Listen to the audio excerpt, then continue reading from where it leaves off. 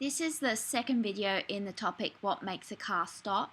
In this video we'll be looking at forces, acceleration and friction.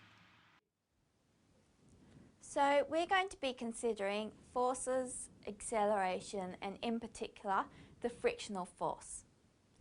So we saw in the previous topic how forces were needed to speed an object up. Forces are also needed to slow an object down. This is because of Newton's first law. An object will remain in the state of constant motion unless acted upon by an unbalanced force. So if we want that motion to change, i.e. we want it to slow down, we need a force that opposes the motion. When a force opposes the motion, we have a negative acceleration, or what's known as a deceleration. This is where a car is slowing down, or in other words, it's accelerating, but in the opposite direction to what it's moving in. So in a car travelling along the road, it's the frictional force which opposes the motion and will allow the car to slow down. So let's make sure that we all have a very clear picture of the relationship between acceleration and velocity and speeding up and slowing down. To do this, we're going to consider a man standing in a lift or an elevator on a set of scales that will measure his weight force. So he'll read off that weight force as a mass in kilograms. So imagine that the man steps into that lift, he's standing on the scales, the lift hasn't started moving yet, so the man and the scales and the lift are all stationary. In this case, he looks down and he can see his mass. His mass is 80 kilograms. Now, Newton's second law tells us that in this case, as he's got his weight force acting downwards, the scales are providing a reaction force which is acting upwards, and this reaction force must be equal to his weight force. So the scales are actually reading that reaction force. So when he's standing there stationary, they read 80 kilograms, and this is because it's related to that reaction force. Now let's imagine that the lift now starts to accelerate upwards. He's trying to get to the top of the building. In that case, his weight force does not change. He still has a mass of 80 kilograms. He's still on Earth where the acceleration due to gravity is 9.8 meters per second, and so he has the same weight force acting downwards. However, now there is an acceleration. So we know from Newton's second law that there is a resultant net force. And that net force must be upwards because that is the direction that he is accelerating in. So just by considering this, we can see if there's a resultant force upwards and he has a weight force downwards, then there must be a greater normal force upwards to overcome that weight force and also to lead to this acceleration. So let's have a look at how we could calculate the reading on the scale as that lift accelerates upwards at 2 meters per second. So in this case we've got a lift which is accelerating upwards at 2.0 meters per second. We've got the man standing on the scales. The mass of the man is 80 kilograms. And we know that the acceleration of the man is equal to the net force acting on the man divided by the mass of the man. So we've got that the acceleration is 2.0 meters per second upwards. We need to divide by the mass of the man, which is the 80 kilograms. And now we need to consider the net force. But the forces acting on the man are his weight force, which is going downwards and has magnitude mg. So we've got this mg downwards. And then he also feels the reaction force from the scales pushing up on him, which is upwards. So these are in opposite directions. So let's rearrange this. We can see that 2 times 80 is 160, and that is a force upwards is equal to mg, which is a force downwards, plus the normal force. And what we're trying to do is find this normal force because the reading on the scale is proportional to the normal force. So the normal force is equal to 160 newtons upwards minus mg downwards. Now, this brings us to an important thing in vector algebra. If we have the negative of a vector, negative of a downwards vector is equal to the same vector but in the opposite direction, so upwards. So we can write this as 160 newtons upwards plus mg upwards. So now all we need to do is substitute everything in. We've got 160 upwards plus mg, which is 80 times 9.8 upwards. And so the normal reaction force acting on the man from the scales is equal to 944 newtons upwards. So we were asked what would the scales read. Rather than reading out a force in newtons, scales are set to read out a mass in kilograms. So to convert from this reading in newtons to the mass in kilograms, we actually need to divide by 9.8, because if the man was just standing on the scales experience the force of 80 times 9.8 newtons, but to read it, you just read 80 newtons. So reading on scales is equal to 944 over 9.8. So solving that on the calculator, we get 96.3 kilograms. And so it's heavier as the lift accelerates upwards.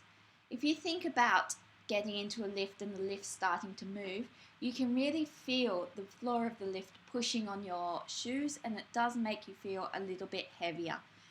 So it makes sense that this number is a larger number than the mass of the man. So now the lift's finished accelerating upwards, and it travels upwards with a constant speed till it gets close to its destination. Now let's consider what the scales read while it's travelling upwards at a constant speed.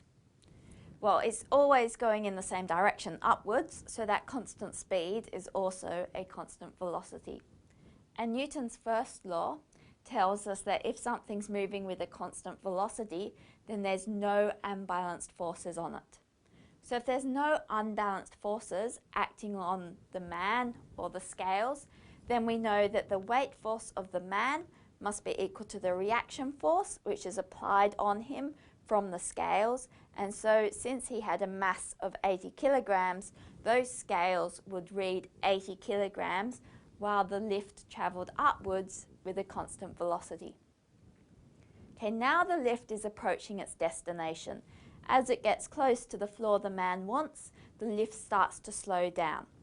Imagine that it was travelling upwards with a constant velocity of 2 meters per second. It then slows down to a stop, and it takes 2 seconds to slow down this much. So if the acceleration or deceleration is constant over this time period, what would the scales read? Let's look at how we could calculate that. Okay, so here's the lift with the scales and the man. The lift is travelling upwards, but it is slowing down. So that tells us that the acceleration is actually in the opposite direction to this velocity, because that's what we need to make this become slower. So the acceleration is actually downwards. Now, in order to work out the normal reaction force from the scales on the man, which is what we need to work out what the scales are going to read, we're going to need to know what this acceleration is. So in order to calculate that, we're going to need to go back and use our kinematic equations that we covered in the last topic. So we're told that the lift slows down in 2.0 seconds, and that its initial speed was equal to 2.0 meters per second upwards, and we know that it comes to rest, so its final velocity is 0. So we're going to need to use the equation V is equal to V naught plus AT. So V is 0, V naught is 2, A is what we're trying to find, and T is 2. So we've got that 2A is equal to 2, and we've lost a negative. When we move this over to this side, we get a negative. So the acceleration is equal to 2 divided by minus 2, which is minus 1.0 meters per second per second. Okay, so now what we'll do is we'll use Newton's second law, which tells us that the acceleration is equal to the net force over the mass, and this is the net force on the man over the mass of the man and the acceleration of the man. So we know that 1.0 meters per second downwards, so that negative sign is represented by this downwards, is equal to the net force on the man, which is mg downwards, plus the normal reaction force upwards. So he's got this normal force and he's got mg, and these are the only two forces acting on him, and as a result of these two forces he undergoes this acceleration, and then we need to divide by the mass of the man. So we've got that 1 times the mass of the man, or the mass of the man in newtons going downwards, is equal to mg downwards plus the normal force upwards, and so the normal force upwards is equal to the mass of the man downwards minus mg downwards. So this is equal to, when we have a negative mg, this becomes an mg upwards. So this is m, and we've got g upwards plus 1 downwards. So these cancel each other out. We would have 9.8 and 1, and this would be the resultant here. So this would be equal to m, which is 80, times 9.8 minus 1, which is the 8.8, and that is upwards. And so we've got that our normal reaction force is equal to 80 times 8.8, which is equal to 704 newtons upwards. So now we need to work out what the scales read. To convert from the force in newtons to what the scale actually reads, we just need to divide by 9.8. So reading on scales is 704 over 9.8, which is equal to 71.8 kilograms. So slightly less than his normal 80 kilograms. So this is why when the lift is moving up and it slows down, you feel a little bit lighter. The floor is not pushing on your feet with as much force as it was when it was travelling with a constant velocity. Just as the man gets to the top of the building, he realises that he left some really important documents in his car, in the car park below the building. So he gets back on the lift and uses it to descend down to the car park. So if the lift accelerates downwards with an acceleration of 1.5 meters per second, what would the scales read? Okay, so here's the man in the lift. It's accelerating downwards at 1.5 meters per second. And the force is acting on the man. He's still got his weight force acting downwards, and in this case he's got this normal reaction force from the scales acting upwards.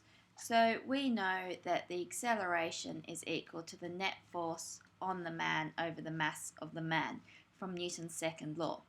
And so we've got the weight force of the man acting downwards plus the normal force acting upwards is equal to the acceleration, which in this case is going downwards, and this is divided by the mass of the man.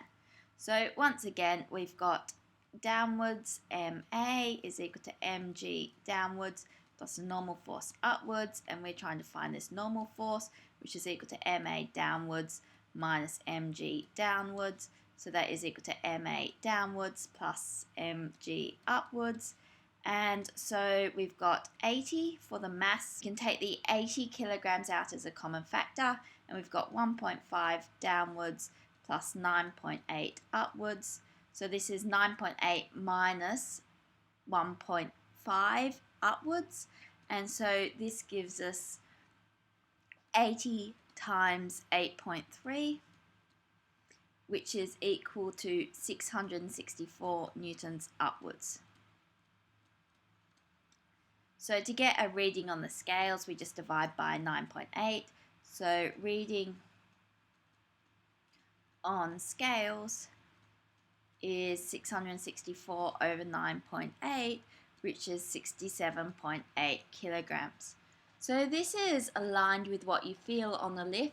When you get into a lift and it starts to descend, you can feel the floor moving away from you, so you actually feel less force from the floor on your feet, which is why this mass is less than the 80 kilograms which the man actually weighs. So once the lift has accelerated downwards, it reaches a phase where it's travelling downwards with a constant velocity.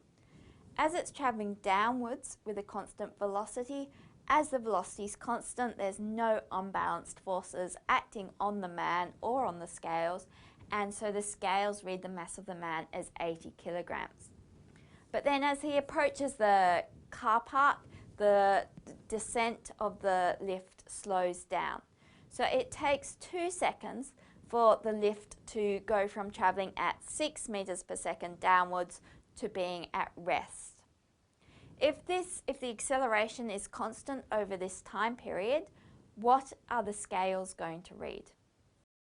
So in this case, we have an interesting situation. Here's the lift with the man on the scales. Now the lift is travelling downwards, but it's actually travelling downwards at a slower and slower rate. And so as it slows down travelling downwards, the acceleration is actually directed upwards. So what we're going to need to do is start by working out how much the acceleration is. We're told that initially the lift is travelling at 6 meters per second downwards, and that it takes 2 seconds for the lift to slow down to a stop. So the final velocity is 0. So we'll need to use the kinematic equations to work out what this acceleration is. So we've got v is equal to v0 plus at, and v is 0.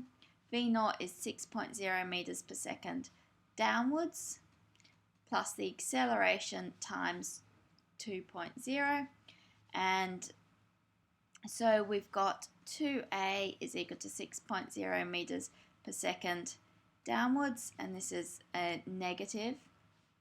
And so the acceleration is equal to 6 divided by 2 downwards with a negative, which is equal to 3. And because of the negative, it becomes upwards. So it's 3.0 meters per second upwards. So now we've got the acceleration, and we can just use the same method as before to calculate the normal force from the scales on the man. So he's got the normal force and the mg force acting on him. So the mass of the man times the acceleration is equal to mg plus n. And we know that this is upwards, this is downwards, and this is upwards.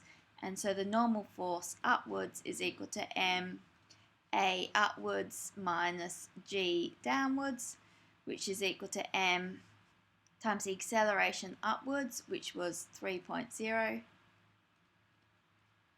plus, because this is a downwards, we're going to change it to an upwards, 9.8.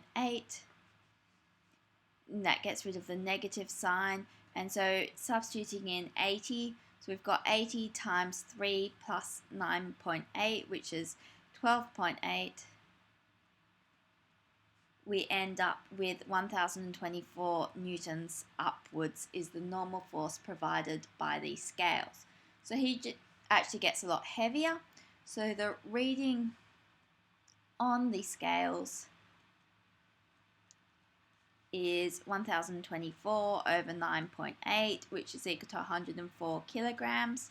And so that's a lot heavier than his normal mass, because the floor has to push up on the man to slow down his descent. So a car moves horizontally rather than vertically like the lift, but we have a similar relationship between the velocities and the acceleration. In order to slow a car down, we need to have a force which is opposing that motion. So luckily for us, this force exists everywhere on Earth and is known as friction. So you may remember from the last topic when we pushed the book along the floor, the book moved only a short distance before coming to rest.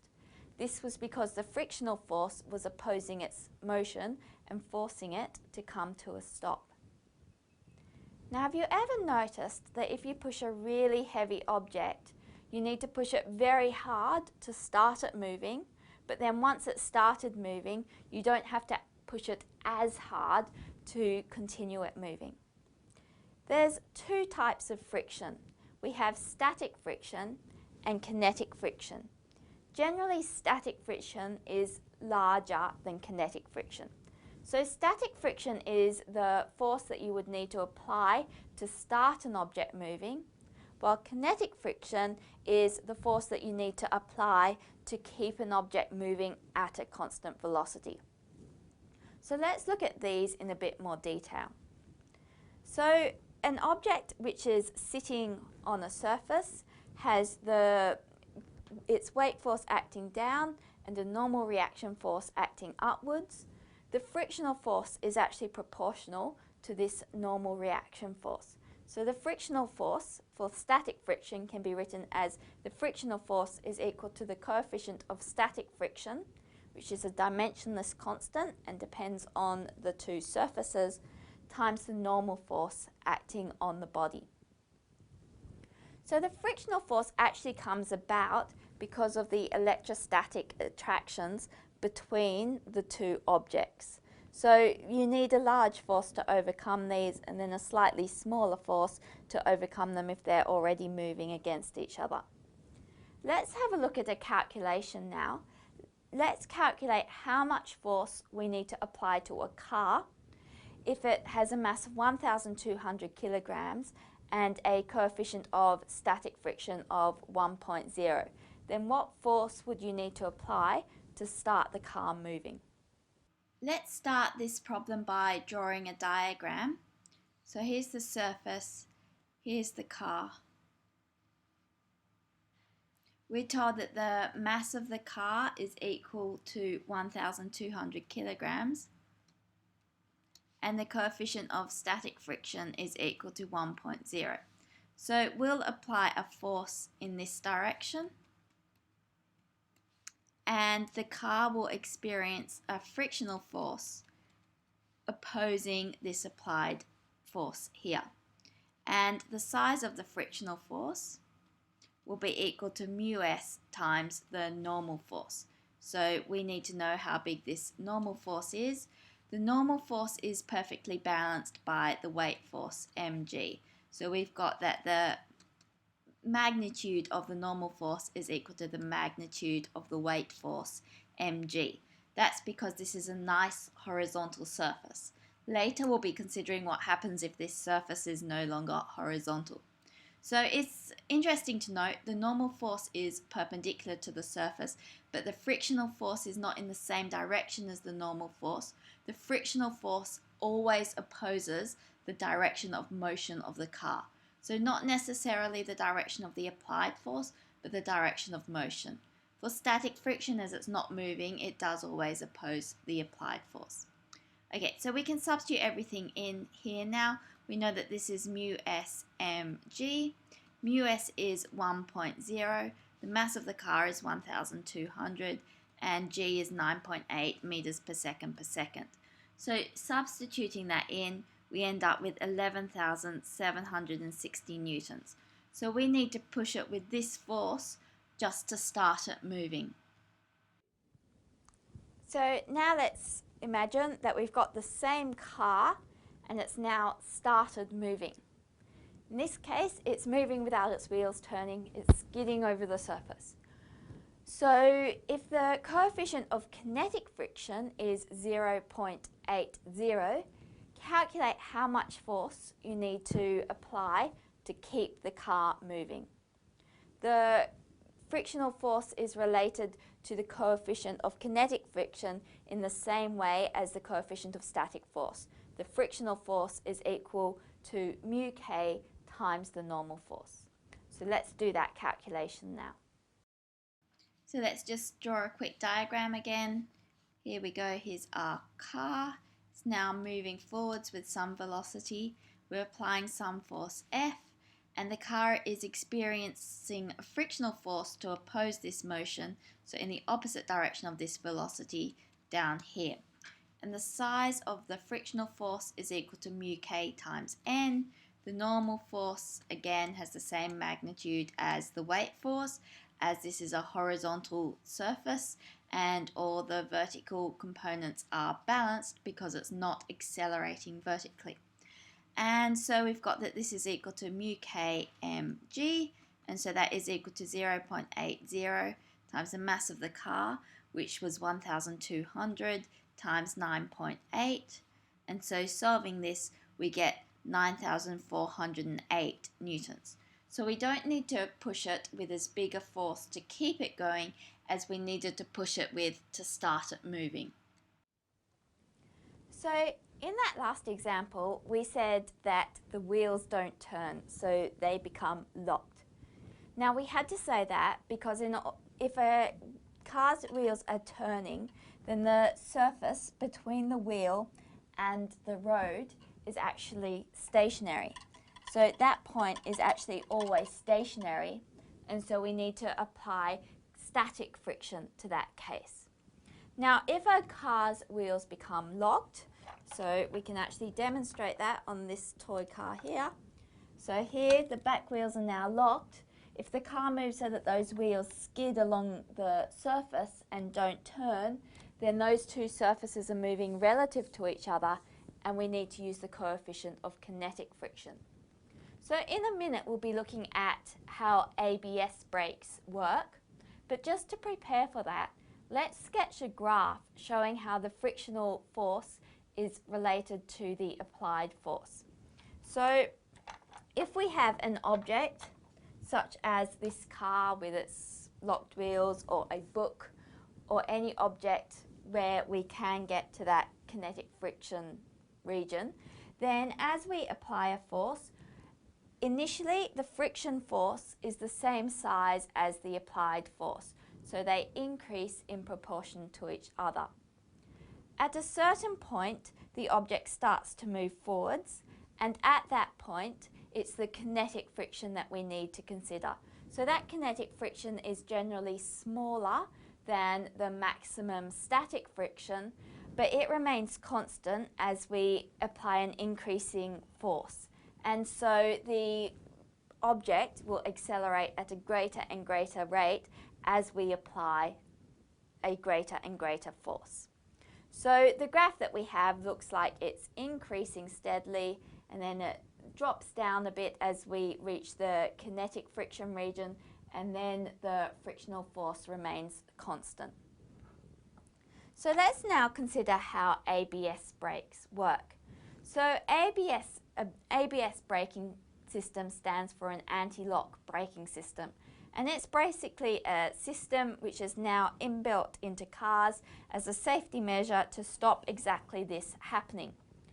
Now that is because the coefficient of kinetic friction here is smaller than the coefficient of static friction, which we have applied if the wheels are actually turning. And so the car can actually come to a stop a lot faster if its wheels are always free to turn. And so ABS braking systems work by trying to prevent your wheels locking up when you accelerate really quickly or decelerate really quickly, as the case may be. So let's look at this and let's calculate the stopping distance that's required for the same car we had before, with a mass of 1,200 kilograms and the coefficient of static friction between its wheels and the road of 1 and the coefficient of kinetic friction of 0.8. Let's imagine that this car is travelling at 100 kilometers per hour, and calculate its braking distance if its wheels are free to turn, and then it will calculate its braking distance again if its wheels lock up. So let's do that now. Okay, so what we need to do is work out the stopping distance, so how far the car travels from when it's going at 100 kilometers per hour to now it's going at 0 kilometers per hour, and we need to work out what this distance is. Now there's two ways we can do this. We're going to do it the shorter way, which is to consider energy, but the other way to do it would be to use the kinematic equations. We could use that v squared is equal to v naught squared plus 2as, and then calculate a using Newton's second law. We know that the acceleration is in this case a deceleration, which comes about because of the frictional force acting on the car. So we could use these equations to work out this s, which is the distance that it travels. We could put that as an x because this is going in the x direction. So yeah, this x is that s there. So that's one way to do it, but we'll do it with energy. So we know that to stop, the kinetic energy goes into work overcoming friction. So when this kinetic energy has all been used up doing work overcoming the friction, the car won't have any kinetic energy left, and so it will be stationary. So we've got that a half mv squared is equal to the work done. So work is equal to the force times the distance. So the force that it's overcoming is the frictional force. So that is equal to the, in this case, the cars are not locked. So it's static friction as they're free to move. And so we've always got a stationary contact between the wheel and the road. So it's mu s times the normal force, which has the same magnitude as the weight force, times the distance covered, which we'll call x. So this d's become x. And that's equal to a half mv squared. So these m's cancel out. Now what we're going to need to do is this velocity needs to be in meters per second. So we've got that our velocity is equal to 100 kilometers per hour. So that's equal to 100 times 1,000 meters over 60 times 60 seconds. So in meters per second, this is equal to 27.8. Okay, so now let's rearrange this one. We're trying to work out x, the stopping distance. So x is equal to a half v squared over mu s g. So that's v squared, which is 27.8 squared, over 2 times mu s, which was 1.0, times 9.8. And solving that on the calculator, we get 39.4 meters. So that's how far it takes this car to stop, given the coefficient of static friction of 1.0. Okay, now let's imagine that the wheels lock up, and so the wheel skids along the surface like this, and so we need to use mu k in this case. So in this case, we can use the same equation as here, only instead of mu s, we've got mu k. So we've got that the stopping distance in this case is v squared over 2 mu k g. So it starts from the same speed, so that's 27.8 squared over 2 times 0.80 times 9.8. And solving that on the calculator, we get 49.3 meters.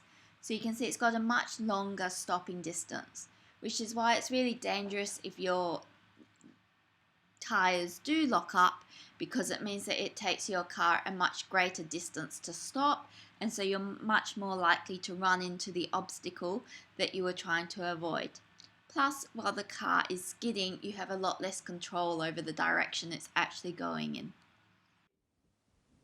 So as part of this topic, you're going to need to conduct an investigation to measure the coefficient of static friction between an object you choose and a surface. In order to do this, you're going to need to be able to do something which is a bit tricky.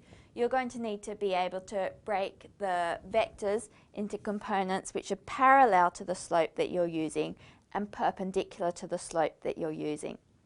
So let's have a look at an example now where we will be using this method. So you'll need to use the same method when you do the calculations in your investigation. So the question is, a 570 gram block is placed on a surface. The surface is initially horizontal, but the angle theta is increased until the block just starts to move. At this point, the angle is measured to be 27 degrees. Calculate mu s, which is the coefficient of static friction, between the block and the slope. Here's the diagram showing the situation. Okay, so to solve this problem, we're going to need to realize that it starts to move when the force down the slope is equal to the maximum static friction force. So what we can do is we can break the forces felt by this block into components. So we've got the weight force acting downwards.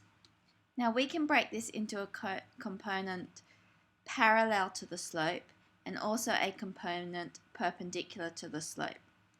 And so let's look at the geometry involved in this situation. Imagine this triangle here to start with. This angle in here is 90 minus theta, just because we've got, this is a right angle triangle and that's theta, so this needs to be 90 minus theta. So this angle and this angle have the same value, so that angle in there is 90 minus theta, and so that tells us this angle here is theta. So what we're going to need to know is we're going to need to know first the force down the slope, so that's this component here. So let's call that F down. Now using trigonometry, SOHCAHTOA, we can see that F down is opposite the angle theta and the hypotenuse is mg. So we've got sine theta is equal to F down over mg, and so our force down the slope is equal to mg sine theta. Now what we need to do is work out what's the maximum static friction force. So we know that the static frictional force goes up to a value of mu s times the normal force. Now before, the normal force has always just been mg, but in this case the normal force opposes just the weight force into the slope, which is this side here. Let's call this F perp, for F perpendicular to the slope. So we can work out the force perpendicular to the slope, and the normal force will have the same magnitude as this force. So to do that, this is adjacent to this angle theta, so we can use cos theta is equal to adjacent, which is the perpendicular one, over the hypotenuse, which is mg. So F perpendicular is equal to mg cos theta. And so we've got that our frictional force is equal to mu s times the normal force, which has the same magnitude as mg cos theta. So this will start to move when the force down the slope is equal to the maximum friction force. So we've got mg sine theta is equal to mu s mg cos theta. So these mg's actually cancel out, and we're left with mu s is equal to sine theta over cos theta. And now there's a relationship in trigonometry that says that sine theta over cos theta is just equal to tan theta. So this makes this a bit easier to solve.